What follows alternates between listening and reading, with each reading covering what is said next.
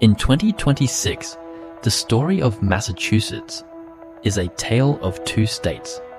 Headlines call us a biotech utopia, but the data tells a much darker story. While the wealthy toast to their gains in Cambridge, over 40,000 residents quietly packed their bags and left the Bay State in the last 12 months. They didn't leave for the weather, they left because the foundation is cracking. This isn't a prediction. This is the reality of 10 cities that are falling behind fast. We aren't talking about the shiny glass towers. We are talking about the industrial ghost the government has left to rot. This is the truth about Massachusetts. Imagine paying luxury taxes for third world services. Welcome to Holyoke. Holyoke was once the paper capital of the world. Today, it's a capital of economic stagnation. The median home price here hit $385,000 in March 2026. But here's the reality. The infrastructure is failing. Headlines praise Holyoke's green dam energy. But residents on Reddit, r/Massachusetts, describe a different world. Water mains that burst every winter and property taxes that fund a city council, but fail to fix the potholes. I want to ask you, if your property taxes increased by 15%, but you still couldn't drink the water from your tap, would you stay out of loyalty? Or are you already looking at New Hampshire? Let me know in the comments. I want to see who is actually fighting for this city. Just 25 miles from Boston lies Lawrence, a city that has become a pressure cooker for the working class. In 2026, the sale-to-list ratio in Lawrence remains at a staggering 104%. Houses aren't just selling, they are being fought over, but not because they are dream homes, because for many, it's the only option left within a 60-minute commute to their jobs. The headline says Lawrence is a hub of cultural diversity. The reality? It's a hub of illegal overcrowding. Due to the 2026 rent surge, families are being forced into subdivided basements that lack basic fire safety. This isn't growth, it's a survival tactic. And as the biotech elite push farther out of Boston, cities like Lawrence are bearing the brunt of a housing mismatch that is finally hitting a breaking point.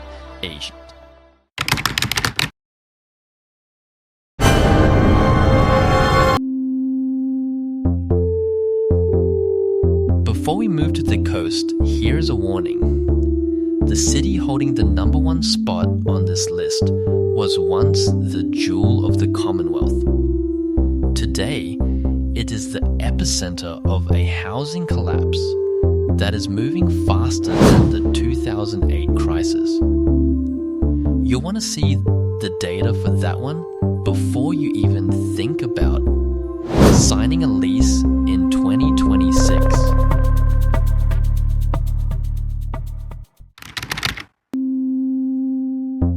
They promised a renaissance.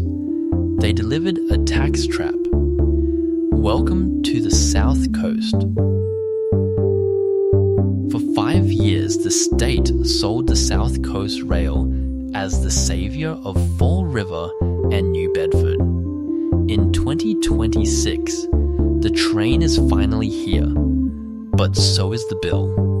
median home prices in Fall River hit $495,000 this spring, but sale to list ratios are dropping below 98%. Investors who bet on a commuter boom are now panic selling as they realize a 90-minute train ride isn't the luxury escape they imagined. The headline says New Bedford is the wind energy capital of America. The reality? High-end waterfront condos are sitting empty, while the local families in the North End are facing heating cost surges of 30% due to an antiquated power grid. Is it fair that a city spends millions on a train for Boston commuters while its own residents are priced out of their childhood neighborhoods? If you live in the South Coast, tell me, has your life improved since the rail arrived, or just your tax bill? The comments are open for the truth.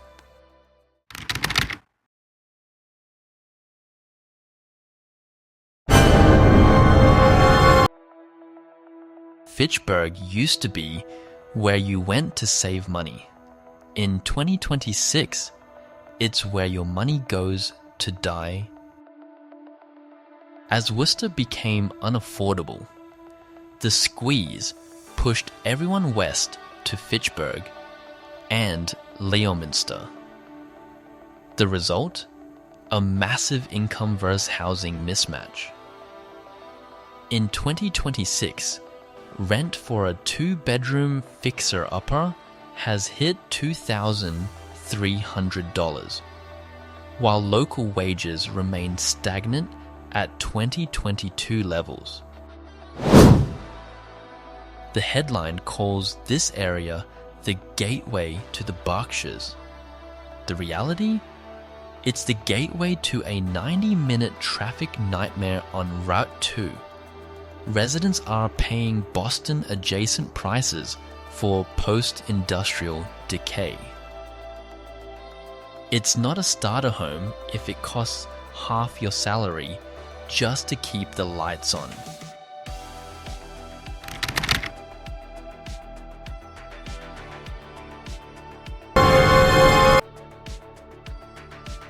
You can see the luxury of Boston from the streets of Chelsea, but you can't afford to breathe the same air.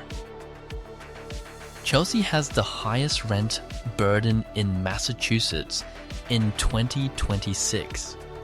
Over 60% of residents spend more than 50% of their income on housing.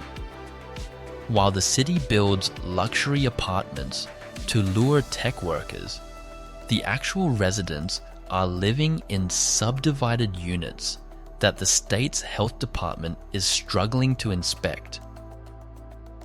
In Revere, the beach Riviera dream has turned into a nightmare of flooding and insurance hikes.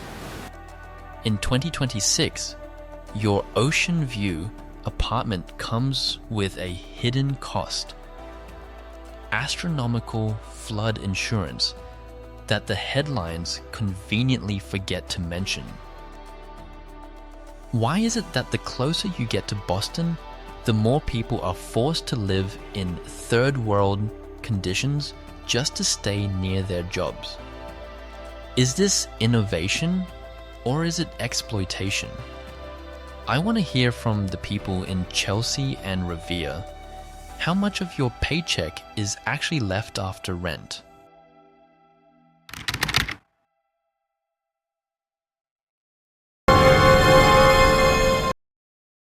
You think the mountains are a peaceful escape? In Pittsfield, that peace is starting to look like economic isolation. During the Zoom boom, Pittsfield was the ultimate destination. But in April 2026, the second home bubble has officially burst. Inventory in Berkshire County is up 50% year over year, Why? Because the Airbnb investors are panic selling as the state's new short-term rental taxes eat their profits, while median home prices have dropped 7% in just 12 months. Headline says the Berkshires are a cultural mecca. The reality? Residents are staring across the border at New York State, where they can save $15,000 a year in property taxes just by moving 20 minutes west. When the vacationers leave, the locals are left holding the bill for a city they can no longer afford.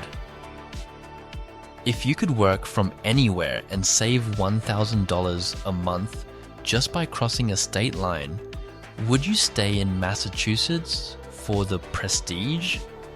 Or would you be gone by Monday? Tell me your price to stay in the comments.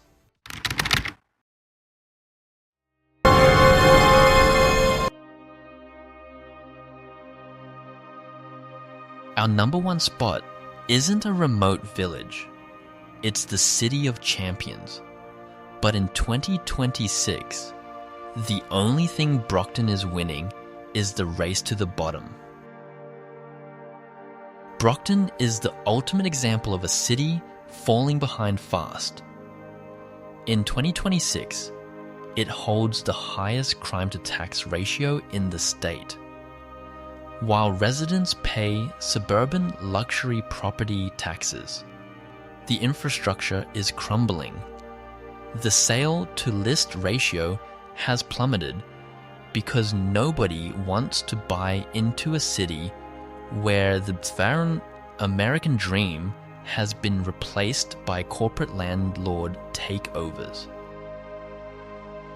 The headline claims Brockton is the next urban frontier. The reality?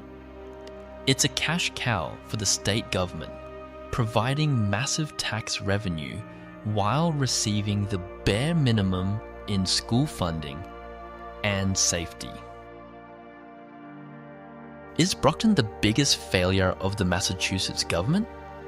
Or is it just a mirror reflecting the future of every gateway city in the state? Don't hold back.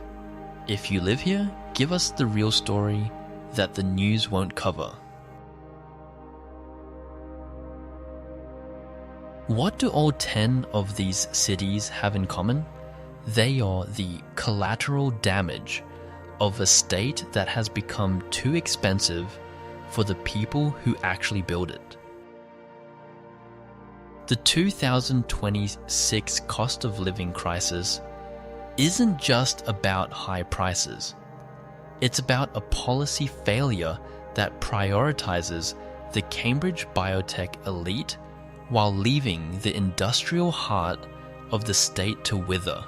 Massachusetts is becoming a playground for the rich and a trap for the rest. The fever has broken. The map has reset. If you're one of the thousands who left Massachusetts this year, was the tax break in Florida or Texas worth what you lost? And if you're still here, are you staying to fight? Or are you just waiting for your turn to leave?